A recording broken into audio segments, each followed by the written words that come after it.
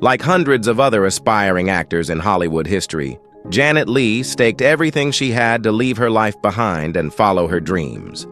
Although she was not as famous as others, her scream in Psycho made her unforgettable. But the loudest scream of her life never made it to a scary film. It was meant for 6 men, powerful, popular, and utterly rotten. From a man who treated her like a doll to another who twisted control into affection, these weren't just co-stars or bad lovers. These were the bastards Janet Leigh could never forget and never totally forgive. Chapter 6. Frank Sinatra. According to his final wife, Barbara, Sinatra was obsessed with cleanliness and often showered up to 12 times a day. Well, we don't know when he found the time to do anything else. But no matter how cool your voice is or how clean you keep yourself, if you treat women like a doll, you'll still reek of something rotten. Janet learned that the very hard way. She first worked with Frank in 1962 on The Manchurian Candidate. On screen, they sizzled. Iconic chemistry, tight close-ups, and perfect timing. But behind that lens was something colder. Frank didn't show up for rehearsals. He sauntered in late, drink in hand, treating the set like it was built for him alone. When asked to run through the lines, he scoffed. "Turn the camera on. We do it once. If she can't keep up, that's her problem." That she was Janet.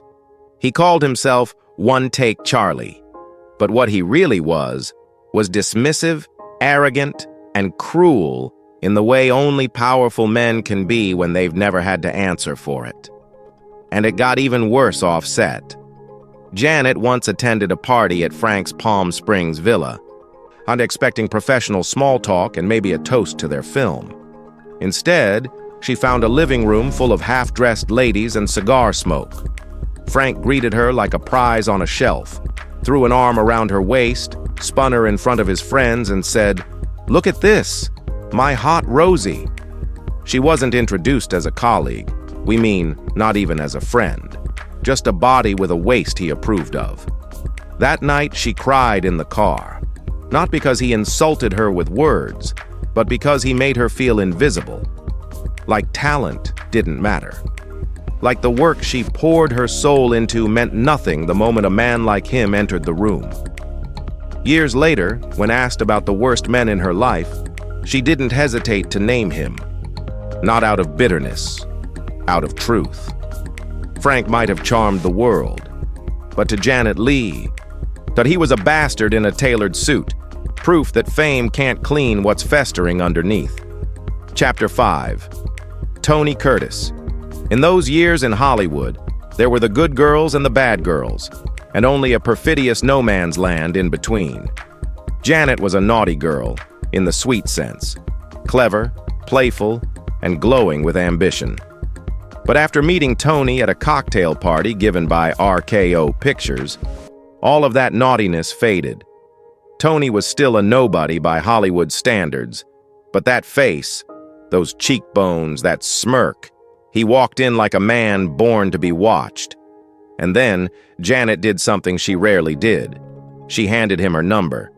It was fast after that. Glorious, giddy, and cinematic. They looked like a dream on paper. Him, the Bronx kid made good. Her, the California beauty with class. They married young, and ran through the studio system side by side, and for a while, it really did feel like love. We mean real love. But what Janet didn't know, what she couldn't have known, was how much Tony hated being second. The real fracture came in 1960, right after Psycho shattered records. While the world hailed her as the Queen of Screams, Janet came home from the premiere with a heart full of hope and flowers in her hands. She expected champagne, warmth, and love. Instead, she found Tony slouched in the shadows, drink already in hand, his expression hard as flint. "You look satisfied, don't you?" he asked bitterly. "Like a queen." It wasn't a joke. It was the first crack. He couldn't bear her success. Instead of being proud, he saw it as a betrayal. Then, 2 years later, And while she was home raising their daughters, Jaime Leigh and Kelly, Tony was in Argentina filming Taras Bulba. He came back a changed man, or maybe just finally unmasked. In a study filled with smoke and silence, he looked at her and said, "I want a divorce." And then came the knife. "She's 17, he said. "Christine Kaufman. She looks at me like a god. You just look at me like a husband." It wasn't just cruel. It was surgical. He carved 11 years of marriage out of his life like it meant nothing. But what broke Janet the most wasn't the affair. It was how easily he erased their daughters. He stopped showing up. He stopped calling. Jaime was 4 when she asked, "Does Daddy not love me anymore?" Janet had to lie, had to protect what was left. She told her daughter that Daddy was filming far away. But the truth, Daddy just didn't care. Years later, Janet would say Frank twisted her nerves. But Tony Curtis gutted her life. She closed the photo album, tossed it in the trash, and sat in silence. Norman Bates might have held a knife in Psycho, but Tony was the one who stabbed her for real, with a smile on his face. Chapter 4. Alfred Hitchcock. Alfred's creepy movies completely changed the face of Hollywood, but when people met him, they were often surprised. The rotund, polite, silly prankster was nothing like the dark genius they imagined, but Hitch was just damn good at hiding his depravities. The reality is, he was just as disturbed as his movies would have you believe. Janet Leigh didn't find out the hard way. She found out the Hitchcock way. She walked into Psycho thinking it would be another career milestone, a daring, experimental thriller, and a rare chance to work with one of cinema's great minds. He greeted her with flowers, soft words, and that stiff British charm, promised he'd take her somewhere unforgettable. And he did, but not in the way she expected. The shower scene, 45 seconds on screen, a lifetime in her head. What the audience saw was terror. What Janet lived through was pure psychological warfare. For 7 brutal days, she stood nearly naked on a closed set, with nothing but flesh-colored tape covering her. Hitchcock sat silently in his chair, watching, not directing or instructing, just watching. The camera rolled while the crew stared. Janet stood under freezing water, skin raw, muscles trembling, and teeth chattering loud enough to ruin takes. She begged him for a break. He shook his head like a metronome. "Not good enough. Janet." Then came his infamous line. "You're acting scared. I want you to feel it." He wanted her broken. He wanted the panic to be genuine, not acted out. Her fear was not just a means to an end. Well, it was the end. That's all he needed from her. This wasn't directing. This was an emotional violation, stripped bare and dressed up as genius. And he didn't stop when the scene ended. Hitch kept prodding, testing boundaries. He spoke to her like she was furniture with a voice. He called actors cattle, and he meant it, especially the women. Their pain was his palette, their fear, his brush. Yes, Psycho became a masterpiece. Janet earned acclaim, applause, and even an Oscar nod. But what she left behind in that shower wasn't just modesty, it was safety, comfort, trust. For the rest of her life, she avoided showers, locked every door, and watched the doorknob as it might twist on its own. Years later, she still praised Hitchcock's talent. But behind every compliment was a quiet shudder. He wasn't just a filmmaker. He was a man who made her feel hunted, and that feeling never washed off. Chapter 3. Howard Hughes. She didn't meet Howard the way most women did. There was no party. It started with a black car parked across from her apartment building, engine off, always idling in the background. She thought it was a fan at first, or maybe a journalist with too much time on their hands. Then came the phone calls. Static, breathing, then silence. She didn't understand it back then, but Hughes wasn't trying to charm her. He was studying her, watching her, Stalking her, really, but in the polished way powerful men stalk. He knew where she went, and what dress she wore to her screen test, which side of the bed she slept on. She hadn't even met him yet, and already he'd decided she belonged to him. When the dinner invitation came, it wasn't phrased like a request. It was a decision. "Mr. Hughes would like to meet you." Her manager's voice was stiff, his expression worse. "You don't say no," he said. "Just be careful. Be smart." The room at the Beverly Hills Hotel felt like a trap the second she stepped inside. Thick curtains sealed out the light. The air was still, cold.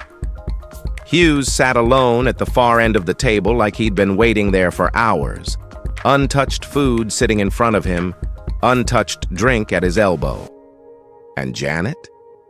She felt like she'd walked into a scene where the script had been written long before she arrived.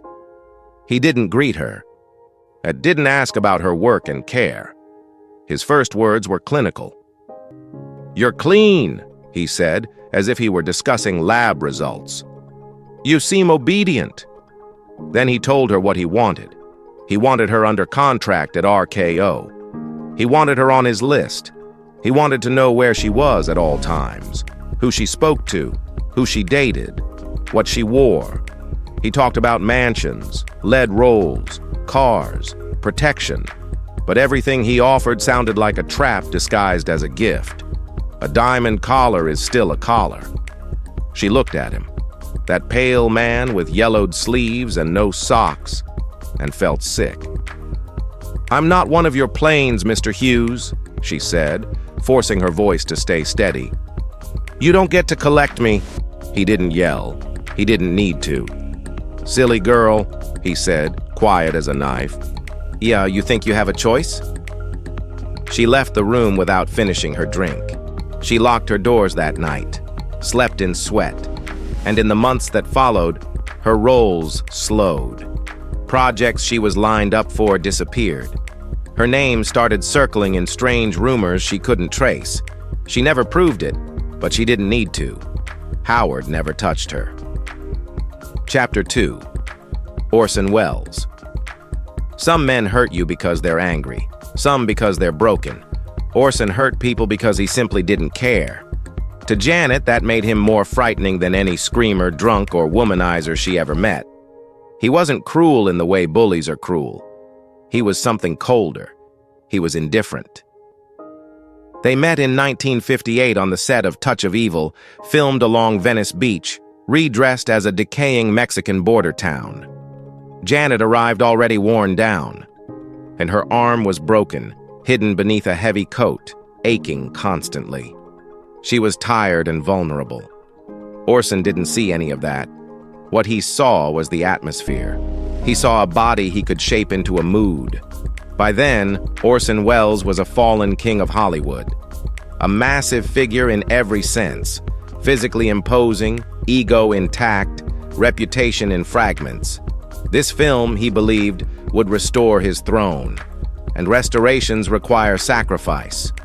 The night of the motel scene, the set felt wrong from the start.